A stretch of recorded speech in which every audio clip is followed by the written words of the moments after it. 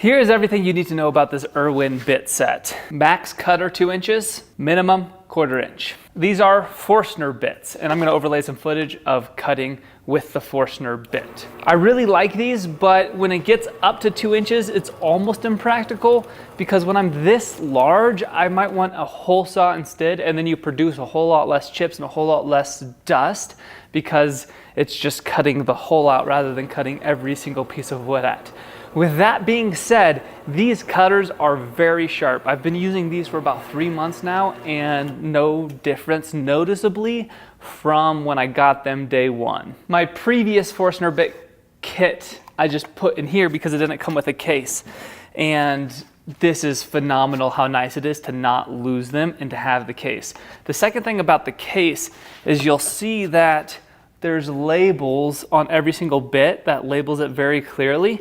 And then the second thing is on the bits, it's actually written in dark letters. It's easy to read with your eye. The camera may be harder, but it's easy to read exactly what it is.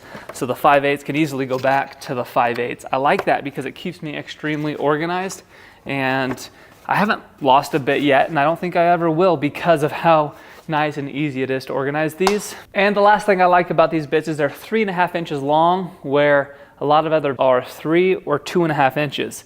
That just means you have extra cutting depth. So with these bits, the top inch is not for cutting, but the rest is, so you have a full 2.5 inches of cutting depth. So that's the back side tear out right there.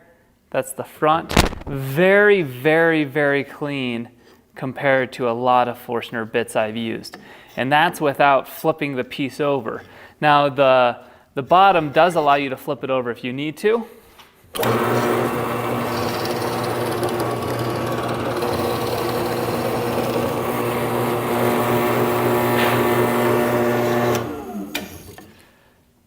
So you'll see the point will poke through first if you need to flip it over, and then how I would do it is I'd line up the center right there before I turn it on. If you want to make sure or you don't have a good solid base. I've used a fair amount of different bits and regretted some, but these ones I haven't regretted, at least yet.